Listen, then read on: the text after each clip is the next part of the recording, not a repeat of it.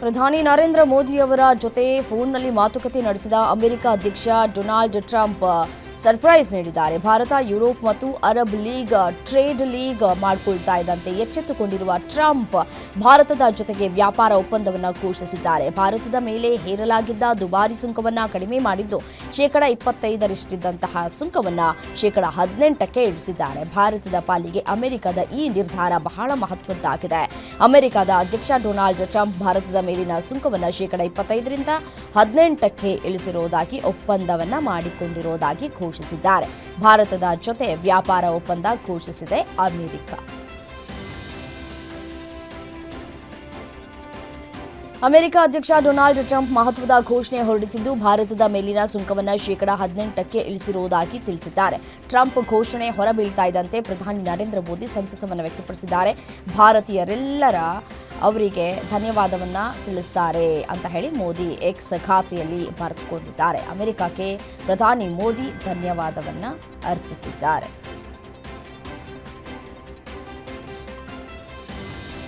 ಕೇಂದ್ರ ಬಜೆಟ್ನಲ್ಲಿ ಈ ಬಾರಿ ಜಾಗತಿಕ ಅಪಾಯ ಮತ್ತು ಅಮೆರಿಕ ಸುಂಕಗಳನ್ನು ಎದುರಿಸುವುದಕ್ಕೆ ಏಪ್ರಿಲ್ 1ರಿಂದ ಪ್ರಾರಂಭವಾಗುವ ಹಣಕಾಸು ವರ್ಷದಲ್ಲಿ ವೆಚ್ಚವನ್ನು ಶೇಕಡ 9ರಷ್ಟು ಹೆಚ್ಚಿಸಲಾಗಿದೆ. ಸಣ್ಣ ವ್ಯವಹಾರಗಳು ಮತ್ತು ಆರೋಗ್ಯ ವಲಯದ ಮೇಲೆ ಹೆಚ್ಚಿನ ಗಮನವನ್ನು ಹರಿಸಲಾಗಿದೆ ಅಂತ ಹಣಕಾಸು ಸಚಿವೆ ನಿರ್ಮಲಾ ಸೀತಾರಾಮನ್ ತಿಳಿಸಿದ್ದಾರೆ. ಜಾಗತಿಕ ಅಪಾಯಗಳನ್ನು ಎದುರಿಸುವುದಕ್ಕೆ ಭಾರತ ಸನ್ನದ್ಧವಾಗಿದೆ. ಚೀನಾ ಗಡಿ ಸಂಘರ್ಷಕ್ಕೆ ಸಂಬಂಧಪಟ್ಟಂತೆ ಮಾಜಿ ಸೇನಾಧಿಕಾರಿ ಎಂಎಂ ನರವಣೆ ಅವರ ಅಪ್ರಕಟಿತ ಪುಸ್ತಕವನ್ನು ವಿಪಕ್ಷ ನಾಯಕ ರಾಹುಲ್ ಗಾಂಧಿ ಪ್ರಸ್ತಾಪಿಸಿದ್ದು ಲೋಕಸಭೆಯಲ್ಲಿ ಭಾರೀ ಗದ್ದಲವನ್ನು ಸೃಷ್ಟಿಸಿತು. ಕೇಂದ್ರ ಸಚಿವರಾದ ರಾಜನಾಥ್ ಸಿಂಗ್, ಅಮಿತ್ ಶಾ ಹಾಗೂ ಇತರ ಬಿಜೆಪಿ ಸದಸ್ಯರು ಕಾಂಗ್ರೆಸ್ ನಾಯಕ ಸದನದ ದಾರಿ ತಪ್ಪಿಸ್ತಾ ಇದ್ದಾರೆ ಅಂತ ಆರೋಪಿಸಿದ್ದಾರೆ.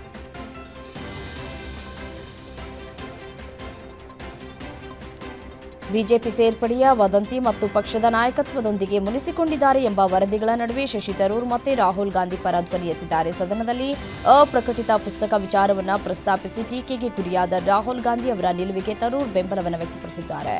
ಇದು ಪಕ್ಷದ ಒಳ ರಾಜಕೀಯದಲ್ಲಿ ಮಹತ್ವದ ಬೆಳವಣಿಗೆಯಾಗಿದೆ.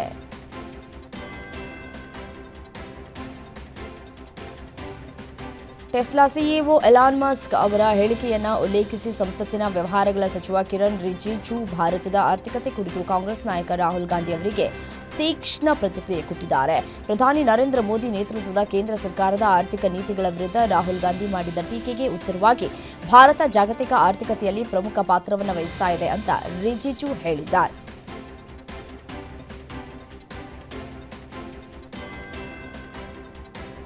ಮಹಾರಾಷ್ಟ್ರದ ಉಪಮುಖ್ಯಮಂತ್ರಿ ಅಜಿತ್ ಪವಾರ್ ಅವರ ಅಕಾಲಿಕ ನಿಧನದ ಸುತ್ತ ಈಗ ಅನುಮಾನದ ಹುತ್ತ ಬೀಳ್ತಾ ಇದೆ. ದಾದಾ ಸಾವಿನ ಹಿಂದೆ ಅತೀಂದ್ರಿಯ ಶಕ್ತಿಗಳ ಕೈವಾಡ ಇರುವ ಶಂಕೆ ಇದೆ ಅಂತ ಶಿವಸೇನೆ ನಾಯಕ ಸಂಜಯ್ ರಾವತ್ ಅನುಮಾನವನ್ನು ವ್ಯಕ್ತಪಡಿಸಿದ್ದಾರೆ. ಈ ಹೇಳಿಕೆ ರಾಜಕೀಯ ವಲಯದಲ್ಲಿ ಸಂಚಲನವನ್ನು ಸೃಷ್ಟಿಸಿದೆ.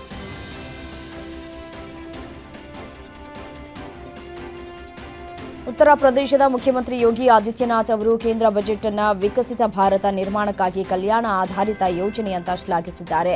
ಹೆಣ್ಣು ಮಕ್ಕಳ ವಸತಿ ನಿಲಯ, ವಿಜ್ಞಾನ ಸಂಸ್ಥೆಗಳ ಸ್ಥಾಪನೆ ಮತ್ತು ಯುವಕರ ಆಕಾಂಕ್ಷೆಗಳಿಗೆ ಉತ್ತೇಜನ ನೀಡುವ ಉಪಕ್ರಮಗಳನ್ನು ಅವರು ಪ್ರಶಂಸಿಸಿದ್ದಾರೆ.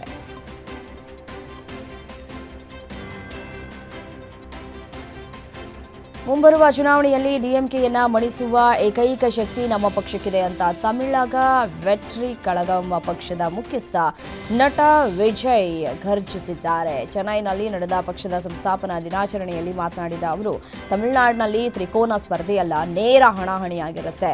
ಆದರೆ ವಾಸ್ತವದಲ್ಲಿ ಇದು ಕೇವಲ ಜನರ ಬೆಂಬಲವಿರುವಂತಹ ಟಿವಿಕೆ ಮತ್ತು ಆಡಳಿತಾರೂಢ ಡಿಎಂಕೆ ನಡುವಿನ ನೇರ ಸಮರ ಅಂತ ಹೇಳಿ ಸ್ಪಷ್ಟಪಡಿಸಿದ್ದಾರೆ.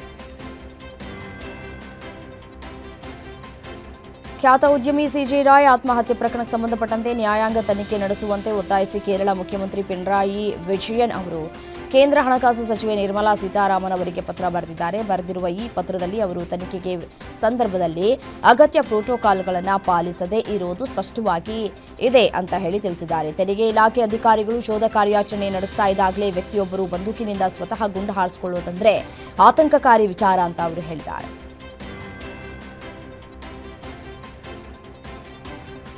ಪಶ್ಚಿಮ ಬಂಗಾಳದಲ್ಲಿ ಚುನಾವಣಾ ಆಯೋಗ ಮತದಾರರ ಪಟ್ಟಿಯ ವಿಶೇಷ ಪರಿಷ್ಕರಣೆಗೆ ಮುಂದಾಗಿರುವುದನ್ನು ಪ್ರಶ್ನಿಸಿ ಮುಖ್ಯಮಂತ್ರಿ ಮಮತಾ ಬ್ಯಾನರ್ಜಿ ಸುಪ್ರೀಂ ಕೋರ್ಟ್ನಲ್ಲಿ ಸಾರ್ವಜನಿಕ ಹಿತಾಸಕ್ತಿ ಅರ್ಜಿಯನ್ನು ಸಲ್ಲಿಸಿದ್ದಾರೆ. ವಿಧಾನಸಭಾ ಚುನಾವಣೆಯ ಹಿನ್ನೆಲೆಯಲ್ಲಿ ಅರ್ಹ ಮತದಾರರು ದೊಡ್ಡ ಪ್ರಮಾಣದಲ್ಲಿ ಮತ ಹಕ್ಕು ಕಳೆದುಕೊಳ್ಳುವ ತ್ವರಿತ ಮತ್ತು ಸರಿಪಡಿಸಲಾಗದ ಅಪಾಯ ಇದೆ. ಮತದಾರರ ಪಟ್ಟಿಯ ಆಧಾರದಲ್ಲೇ ಚುನಾವಣೆ ನಡೆಸುವಂತೆ ನಿರ್ದೇಶಿಸಬೇಕು ಅಂತ ಕೋರಿದ್ದಾರೆ. ಪಶ್ಚಿಮ ಬಂಗಾಳದಲ್ಲಿ ನಡೆದ ಎಸ್ಐಆರ್ನಿಂದಾಗಿ ತೊಂದರೆಗೀಡಾದ ಕುಟುಂಬಗಳಿಗೆ ದೆಹಲಿಯ ಬಂಗಭವನದಲ್ಲಿ ಕಿರುಕುಳ ನೀಡಲಾಗ್ತಾ ಇದೆ ಅಂತ ಮುಖ್ಯಮಂತ್ರಿ ಮಮತಾ ಬ್ಯಾನರ್ಜಿ ಆರೋಪಿಸಿದ್ದಾರೆ. ಎಸ್ಐಆರ್ಗೆ ಸಂಬಂಧಪಟ್ಟಂತೆ ಚುನಾವಣಾ ಆಯೋಗದೊಂದಿಗೆ ಸಭೆ ನಡೆಸುವ ಸಲುವಾಗಿ ಮಮತಾ ಬ್ಯಾನರ್ಜಿ ದೆಹಲಿಗೆ ಆಗಮಿಸಿದ್ರು. ಈ ಸಂದರ್ಭದಲ್ಲಿ ಬಂಗಭವನಕ್ಕೆ ಭೇಟಿ ನೀಡಿದ್ರು. ನಾನು ಇಲ್ಲಿ ಆಂದೋಲನ ಮಾಡೋದಕ್ಕಾಗಿ ಬಂದಿಲ್ಲ, ಆಂದೋಲನಕ್ಕಾಗಿ ಬಂದಿದ್ರೆ ನೀವು ಹುಚ್ಚರಾಗ್ಬಿಡ್ತಿದ್ರಿ ಅಂತ ವಾಗ್ವಾದಕ್ಕಿಳಿದಿದ್ದಾರೆ.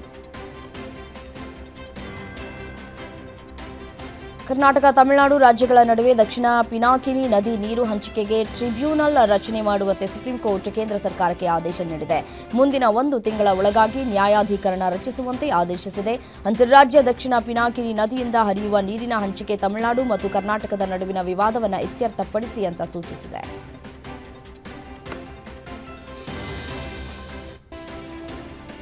ಹಿಮಾಚಲ ಪ್ರದೇಶದಾದ್ಯಂತ ಹಿಮಪಾತ ವಿಪರೀತವಾಗಿತ್ತು. ರಸ್ತೆಗಳ ಸಂಪರ್ಕ ಕಡಿತಗೊಂಡಿವೆ. ದಂದೇರ್ವಾರಿಯಲ್ಲಿ ಕೂಡ ಭಾರೀ ಹಿಮಪಾತವಾಗಿತ್ತು. ಪಾರ್ಶ್ವವಾಯು ಪೀಡಿತ ಮಹಿಳೆಯನ್ನ ಭಾರತೀಯ ವಾಯುಪಡೆಯ ಅಧಿಕಾರಿಗಳು ಏರ್ಲಿಫ್ಟ್ ಮಾಡಿ ಹೆಲಿಕಾಪ್ಟರ್ನಲ್ಲಿ ಚಂಡೀಗಢಕ್ಕೆ ಸಾಗಿಸಲಾಯಿತು. ಹಿಮಪಾತ ಮತ್ತು ಕಡಿಮೆ ಗೋಚರತೆಯ ನಡುವೆಯೂ ಸರಾಸರಿ ಸಮುದ್ರ ಮಟ್ಟದಿಂದ 9,000 ಅಡಿ ಎತ್ತರದಲ್ಲಿ ರಕ್ಷಣಾ ಕಾರ್ಯಾಚರಣೆಯನ್ನು ನಡೆಸಲಾಗಿದೆ.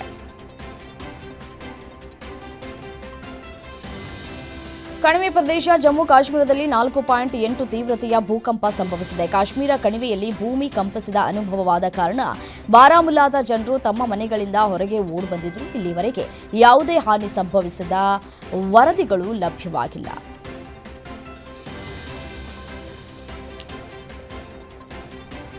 ಆಂಧ್ರಪ್ರದೇಶದಲ್ಲಿ ಹಿಂಸಾಚಾರ ಭುಗಿಲೆದ್ದಿದೆ. ವೈಎಸ್ಆರ್ಸಿಪಿ ನಾಯಕ ಜೋಗಿ ರಮೇಶ್ ಅವರ ಮನೆಯನ್ನ ದುಷ್ಕರ್ಮಿಗಳು ಧ್ವಂಸಗೊಳಿಸಿ ಬೆಂಕಿ ಹಚ್ಚಿರುವಂತಹ ಘಟನೆ ನಡೆದಿದೆ.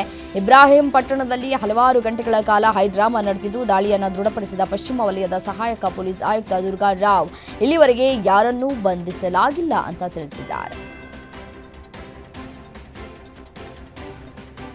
ಗ್ರಾಹಕರ ಜೇಬಿಗೆ ಭಾರವಾಗಿದ್ದ ಚಿನ್ನ ಮತ್ತು ಬೆಳ್ಳಿ ದರ ಸತತ 4ನೇ ದಿನವೂ ಭಾರೀ ಇಳಿಕೆಯನ್ನ ಕಂಡಿದೆ. ಎಂಸಿಎಕ್ಸ್ ವಹಿವಾಟಿನಲ್ಲಿ ಭಾರತದಲ್ಲಿ ಚಿನ್ನ 3% ಕುಸಿದಿದ್ದರೆ ಬೆಳ್ಳಿಯ ಬೆಲೆ 6% ಕುಸಿದಿದೆ. ವಿತ್ತ ಸಚಿವೆ ನಿರ್ಮಲಾ ಸೀತಾರಾಮನ್ ಅವರು ಕೇಂದ್ರ ಬಜೆಟ್ ಮಂಡಿಸಿದ ಮರುದಿನ ಮತ್ತೆ ಚಿನ್ನ ಬೆಳ್ಳಿಯ ದರದಲ್ಲಿ ಭಾರೀ ಇಳಿಕೆಯಾಗಿದೆ. ಚಿನ್ನದ ಬೆಲೆ 10 ಗ್ರಾಂಗೆ 1,43,321 ರೂಪಾಯಿಗಳಿಗೆ ವಹಿವಾಟು ನಡೆಸಿದ್ದು, ಶೇಕಡ 3ರಷ್ಟು ಇಳಿಕೆಯಾಗಿದ್ದರೆ ಬೆಳ್ಳಿ ಬೆಲೆ ಕಳೆದ 4 ದಿನಗಳಲ್ಲಿ ಸುಮಾರು 1 ಲಕ್ಷ ರೂಪಾಯಿ ಇಳಿಕೆಯಾಗಿದೆ. ಸತತ 4ನೇ ದಿನವೂ ಭಾರೀ ಇಳಿಕೆಯನ್ನು ಕಂಡಿದೆ.